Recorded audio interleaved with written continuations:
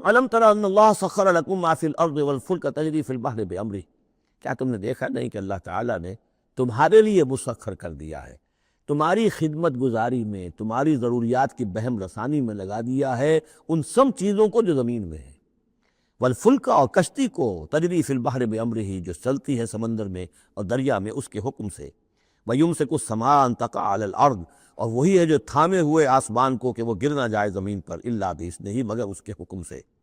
ان اللہ بالناس لرؤوف الرحیم، یقیناً اللہ تعالیٰ انسانوں کے حق میں بہت ہی شفیق ہے، نرمی کرنے والا ہے اور مہربان ہے۔ وَهُوَ الَّذِي أَحْيَاكُمْ، وہی ہے جس نے تمہیں زندہ کیا، یعنی پہلے تم مردہ تھے۔ سورہ بقرہ میں بھی آیت آپ دیکھ چکے ہیں، بالکل اس کے ہم وزن آ رہی، کیف تکفرون باللہ وکنتم امواتا فاحیاکم ثم یمیتکم ثم یحییکم ثم الیہ ترجعون۔ اب یہاں صرف یہ کہ کنتم امواتا کے الفاظ کو دوبارہ نہیں لائے، هو الذی احیاکم ثم یمیتکم ثم یحییکم، تم مردہ تھے پھر تمہیں زندہ کیا، پھر تمہیں موت دے گا پھر زندہ کرے گا۔ مردہ تھے یعنی یہ ہمارا وہ دور ہے جبکہ روحانی عالم ارواح میں ہم سے عہد لینے کے بعد ہمیں سلا دیا گیا، الست بربکم، اس کے بعد کسی کولڈ سٹوریج کے اندر تمام ارواح کو رکھ دیا گیا، وہ ہماری پہلی موت تھی، پہلی نیند تھی جو ہم سوئے رہے۔ اس کے بعد جاگے ہیں تو اس عالم خلق کے اندر کسی رحم مادر کے اندر وہ روح جو ہے وہ لا کر ایک جنین کے ساتھ جوڑ دی گئی، یہ ہمارا احیاء اول ہو گیا۔ اس کے بعد پھر یہاں ہم رہیں گے تو یہ زندگی ہے دوسری، اور اس کے بعد جب موت ہوگی تو احیاء یہ اماتہ ثانی ہو جائے گا، پھر اللہ اٹھائے گا باس بعد الموت، وہ احیاء ثانی ہو جائے گا۔ یہ سورہ غافر میں مضمون آئے گا، اس کا کلائمیکس جو ہے سورہ غافر میں ہے۔ وَهُوَ الَّذِي أَحْيَاكُمْ ثُمَّ يُمِيتُكُمْ ثُمَّ يُحْيِيكُمْ إِنَّ الْإِنسَانَ لَكَفُورٌ، یقیناً انسان جو ہے وہ ناشکرا ہے۔ لِكُلِّ أُمَّةٍ جَعَلْنَا مَنْسَكًا هُمْ نَاسِكُوهُ، ہم نے ہر امت کے لیے ان کے قربانی کے طریقے، طور طریقے، عبادات کے آداب ہم نے مقرر کر دیے ہیں جو اس کی پیروی کرتے ہیں۔ فَلَا يُنَازِعُنَّكَ فِي الْأَمْرِ، تو انہیں آپ سے جھگڑنا نہیں چاہیے، یعنی یہ کہ اگر یہود کے ہاں کوئی اور طریقے تھے قربانی کے تو، اور یہاں بنی اسماعیل کے لیے ہم نے کچھ اور مقرر کیے، مسلمانوں کو اب کچھ اور طریقے ہم بتا رہے ہیں، تو اس میں کوئی حرج نہیں ہے، اس میں جھگڑنے کی ضرورت بات نہیں۔ یہ پہلے پڑھ چکے ہیں اسی صورت میں کہ ہم نے ہر امت کے لیے منسک مقرر کیے ہیں۔ وَلِكُلِّ أُمَّةٍ جَعَلْنَا مَنْسَكًا لِيَذْكُرُوا اسْمَ اللَّهِ عَلَىٰ مَا رَزَقَهُم مِّن بَهِيمَةِ الْأَنْعَامِ فَإِلَٰهُكُمْ إِلَٰهٌ وَاحِدٌ فَلَهُ أَسْلِمُوا وَبَشِّرِ الْمُخْبِتِينَ۔ تو ہر قوم کے لیے، ہر امت کے لیے اللہ تعالیٰ نے قربانی کے قواعد و ضوابط بنائے، تو وہ اس کی پیروی کرتے ہیں۔ فَلَا يُنَازِعُنَّكَ فِي الْأَمْرِ، تو انہیں جھگڑنا نہیں چاہیے نبی آپ سے اس معاملے میں۔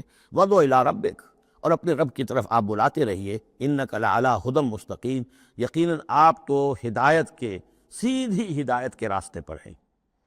وَإِن جَادَلُوكَ، اور اگر یہ آپ سے جھگڑے، فَقُلْ قُلِ اللَّهُ أَعْلَمُ بِمَا تَعْمَلُونَ، تو کہیے بھئی اللہ کو بہتر معلوم ہے جو آپ کر رہے ہیں، میں جو سمجھتا ہوں حق ہے، جو حق میرے پاس آئے میں اس کی پیروی کر رہا ہوں، آپ اگر اپنی جگہ سمجھتے ہیں کہ آپ زیادہ حق پر ہیں تو ٹھیک ہے، آپ جانیں، آپ کا رب جانے۔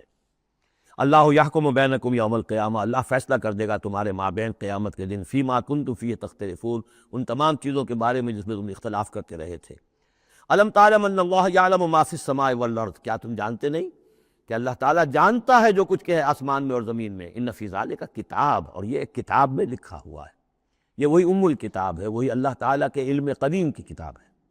ان ذالک علی اللہ یسیر، اور یہ چیز اللہ پر بہت آسان ہے، تمہیں مشکل معلوم ہوتا ہے۔ وَيَعْبُدُونَ مِن دُونِ اللَّهِ مَا لَمْ يُنَزِّلْ بِهِ سُلْطَانًا، اور وہ پوج رہے ہیں، پرستش کر رہے ہیں اللہ کے سوا ایسی چیزوں کی جس کے لیے کہ اللہ نے کوئی سند نہیں اتاری۔ یعنی اللہ کو تو ہم بھی مانتے ہیں، وہ بھی مانتے ہیں، اب اضافی جس کو وہ مانگ رہے ہیں تو اللہ کی طرف سے کوئی سند ہونی چاہیے ان کے لیے، تب تو درست ہے، اگر اللہ کی طرف سے سند نہیں ہے تو وہ بے بنیاد ہے۔ وَمَا لَيْسَ لَهُم بِهِ علم، نہ صرف کوئی سند نہیں ہے، کوئی علم بھی نہیں ہے، کوئی معقول بات ہو، کوئی دلیل ہو، کوئی بنیاد ہو، کوئی منطق کے اندر، کوئی حقیقت کے اندر، بالکل بے بنیاد باتیں۔ وَمَا لِلظَّالِمِينَ مِن نَصِيرٍ، اور ایسے ظالموں کا کوئی مددگار نہیں ہوگا۔ وَإِذَا تُتْلَىٰ عَلَيْهِمْ آيَاتُنَا بَيِّنَاتٍ، اور جب ان کو سنائی جاتی ہیں پڑھ کر ہماری آیات بینات، تَعْرِفُ فِي وُجُوهِ الَّذِينَ كَفَرُوا الْمُنكَرَ، تو تم دیکھتے ہو کہ ان کافروں کے چہروں کے اندر سخت ناگواری کے آثار پیدا ہو جاتے ہیں، بجائے اس کے کہ وہ اللہ کی آیات سن کر ان کے دل کھل اٹھیں، ان کے اندر خوشی کی کیفیت پیدا ہو، انبساط پیدا ہو۔ ہمارے رب کا کلام ہے، تعرف فی وجوہ الذین کفروا المنکر، تم دیکھتے ہو بڑی ناگواری کے آثار ہیں۔ یکادون یسطون بالذین یتلون علیہم آیاتنا، ان قریب ہوتا ہے کہ پل پڑیں گے، وہ حملہ آور ہو جائیں گے، تکہ بوکی کر دیں گے ان کی جو انہیں ہماری آیات پڑھ کر سنا رہے ہیں۔ قل افانبئکم بشر من ذالکم، ان سے کہیے تو کیا میں تمہیں بتاؤں جس قدر تمہیں ناگواری اس وقت ہو رہی ہے، تم پر بڑی سختی بیت رہی ہے اللہ کی آیات جو تمہیں سنائی جا رہی ہیں، کیا اس سے بھی زیادہ بری بات کون سی ہے بتاؤں؟ النار، وہ آگ جس کے کہ تم مستحق ہو رہے ہو اپنے اس کفر اور انکار کی وجہ سے۔ وعدہ اللہ الذین کفروا، اللہ نے وعدہ کیا ہے اس آگ کا کافروں سے، وبئس المصیر، وہ بہت ہی برا ٹھکانہ ہے۔